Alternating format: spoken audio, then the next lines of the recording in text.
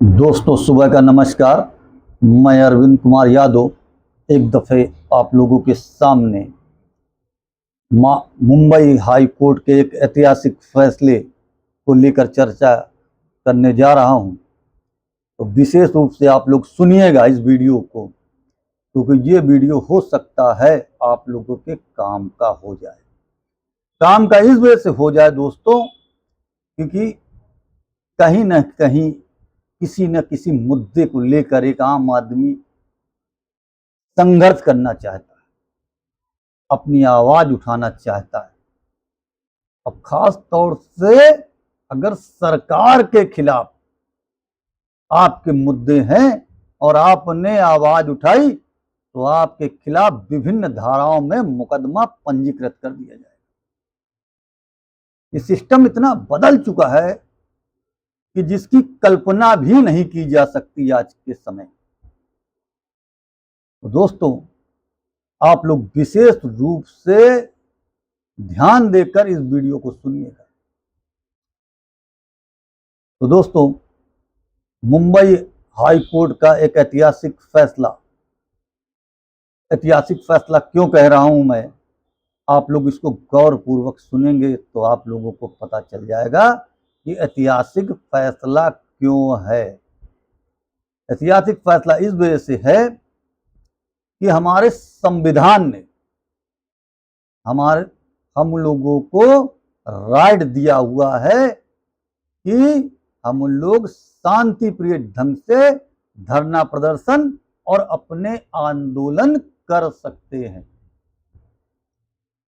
अब जब हम आंदोलन शांति प्रिय ढंग से कर रहे हैं, अपनी बात शांति प्रिय ढंग से शासन प्रशासन तक पहुंचाने का प्रयास करते हैं, तो होता क्या है दोस्तों, अगर मान लीजिए हमने गलती तो नहीं कहूंगा, मान लीजिए हमारी लड़ाई भाजपा सरकार से, अब उस धरने के दौरान हमने अमित शाह मुर्दाबाद कह दिया, भारतीय जनता पार्टी मुर्दाबाद कह दिया, प्रधानमंत्री मोदी जी मुर्दाबाद कह दिया, तो क्या हम लोगों के खिलाफ मुकदमा पंजीकृत हो जाना चाहिए? नहीं दोस्तों, क्योंकि समाज में हमारे संविधान के जरिए से हमको जो अधिकार प्राप्त हुआ है वो धरना प्रदर्शन करने की अनुमति देता है। बस वो धरना प्रदर्शन दोस्तों हिंसक नहीं होना चाहिए। आप शांतिपूर्ण ढंग से अपनी बात को, अपने मुद्दों को रख सकते हैं। अगर हम अपनी बात को ना रख पाते तो जो गांधी जी ने आंदोलन करके, धरना प्रदर्शन करके इस देश को आजादी दिलवाई है, क्या मिलती? कतई न मिलती आजादी। अरे अंग्रेजों के समय भी शांतिपूर्ण ढंग से धरने होते थे, तब तो नहीं कोई मुकदमा पंजीकृत किए जाते। क्या आज के समय अंग्रेजों से भी खराब समय आ गया है? बहुत सोचने वाली बात। तो दोस्तों मैं हर एक व्यक्ति से कहूंगा जो समाज में जागरूकता लाना चाहते हैं, मेरे इस वीडियो को बहुत ही ध्यानपूर्वक सुने और देखें, और इस वीडियो को सेव भी कर लीजिएगा। सेव इस वजह से कर लीजिएगा कि अगर आप आम जनता के मुद्दे उठाते हैं, उनकी बात करते हैं, तो हो सकता है कि आपके खिलाफ भी मुकदमे पंजीकृत कर दिए जाए, आपके घरों में भी बुलडोजर चल जाए। ऐसे में आपका जो वकील होगा, जब आप उसको ये वीडियो दिखाएंगे, मुंबई हाई कोर्ट के इस फैसले को देखते हुए आपका वकील निचली अदालत से आपके मुकदमे खत्म करा दे। वैसे तो दोस्तों आज के समय हर आदमी डरने लगा है। डरने क्यों लगा है? कि अगर हम जाकर जंतर मंतर में सपोर्ट करते हैं तो कल को मेरे खिलाफ भी एक मुकदमा पंजीकृत कर दिया जाएगा। अब इसी से मिलता जुलता दोस्तों मैं एक केस आपको बताने जा रहा हूं। साथ ही साथ में हरियाणा की एक शिक्षक आती है जंतर मंतर पे कॉकरोच जनता पार्टी के समर्थन में, दूसरे दिन उसको नौकरी से हटाने का आदेश जारी कर दिया जाता है। तो इस वजह से हर एक आदमी डरता है और कहीं ना कहीं समझौता करने के लिए मजबूर हो जाता है कि यार अगर हमने आवाज उठाई तो मेरे खिलाफ भी कोई ना कोई मुकदमा पंजीकृत कर दिया जाएगा। तो दोस्तों इसी वजह से मैंने कहा है कि इस वीडियो को विशेष रूप से आप देखें, सुने और सेव कर लें। अब दोस्तों चर्चा जिस मुद्दे की मैंने शुरू की थी उस मुद्दे को बताता हूं। एसपीडीआई पार्टी के राष्ट्रीय महासचिव सैयद अहमद चौधरी जी, उन पर जो है मुंबई पुलिस द्वारा 1 साल के लिए तड़ीपार करने का आदेश कर दिया। चुनाव का समय था दोस्तों, उस दौरान पे उनको 1 साल के लिए तड़ीपार करने का आदेश दे दिया। और तड़ीपार किस वजह से किया गया कि उन्होंने एक आंदोलन के दौरान अमित शाह मुर्दाबाद, प्रधानमंत्री भी मुर्दाबाद, भारतीय जनता पार्टी मुर्दाबाद, खैर काफी समय से वो इस टाइप के कार्यक्रम करते रहे हैं, धरना प्रदर्शन आंदोलन, उन पे कई मुकदमे पहले से भी चल रहे हैं।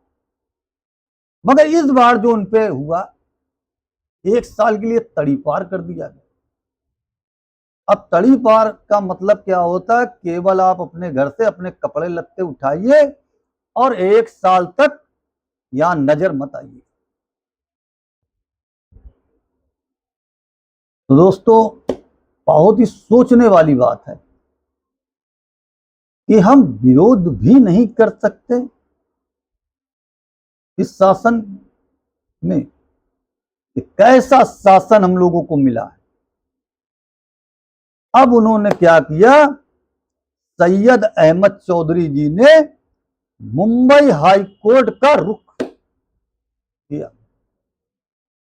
मुंबई हाई कोर्ट का जब रुख किया तो जो सैयद अहमद चौधरी जी के वकील ने डिटो जो अपनी तहरीर दी थी उसी आधार पे ही उन्होंने फैसला सुनाया। और काबिले तारीफ ऐसे जज की जो शासन प्रशासन के दबाव में नहीं आते हैं, वो सच्चाई को मानते हैं, सच्चाई ही उनका धर्म है, वही कर्म है, वही उनकी पूजा है। तो जज जो है साहब ने, जामदार साहब ने बहुत ही बढ़िया फैसला सुनाया। और ऐसा फैसला जो एक आम जनता के लिए भी और ऐसे लोगों के लिए भी जो आम जनता के अधिकारों की लड़ाई लड़ते हैं, उन सभी लोगों के लिए यह ऐतिहासिक फैसला बन गया। ऐतिहासिक फैसला क्यों बन गया? उन्होंने स्पष्ट कहा कोर्ट रूम में ही कि धरना प्रदर्शन के दौरान हम जिसका विरोध करते हैं तो हम उसके मुर्दाबाद के नारे लगा सकते हैं। उन्होंने भी अपने कोर्ट रूम में स्पष्ट कहा कि प्रधानमंत्री जी मुर्दाबाद, अमित शाह मुर्दाबाद, भारतीय जनता पार्टी मुर्दाबाद कहने से इनको तड़ीपार नहीं किया जा सकता। धरना प्रदर्शन करना संविधान के अंतर्गत आता है और हमारा संविधान पूर्ण रूप से हमको विरोध करने की अनुमति देता है। और जब हमारा संविधान विरोध करने की अनुमति देता है तो इस दशा में किसी भी प्रकार से इनको तड़ीपार नहीं किया जा सकता, इन पे कोई भी मुकदमा नहीं चलाया जा सकता। दोस्तों, आज के समय हम लोग उम्मीद खो चुके हैं,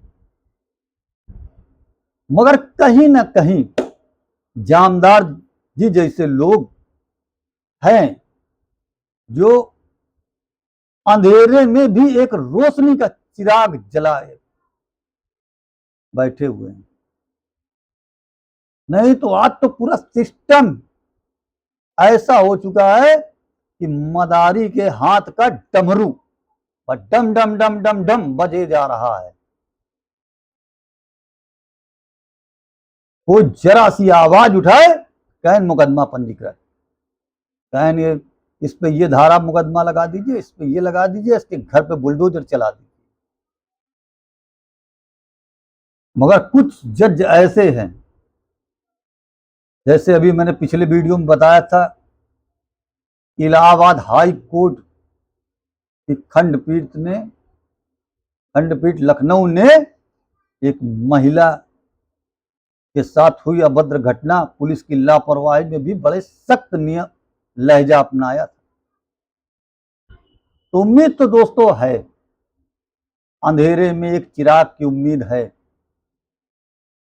और मैं आप लोगों से फिर कहूंगा कि मेरा वीडियो बहुत ही ध्यान पूर्वक से देखें और समझने का प्रयास कीजिए।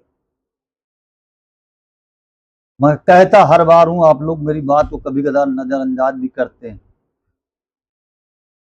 मैं आपके ही मुद्दे उठाता हूं, अपने लिए कुछ नहीं, क्योंकि आपकी समस्या मेरी समस्या है, आम जनता की समस्या पूरे देश की समस्या है। तो दोस्तों, मेरा यही कहना है कि आप लोग आवाज उठाएं। आवाज नहीं उठाएंगे तो मर कर चले जाएंगे, जीते जी मर जाएंगे। आपके जीने का कोई उद्देश्य नहीं होगा। तो आपको जहां लगता है कि गलत है, आप अपनी आवाज उठाएं। मैं भारत का एक आम नागरिक।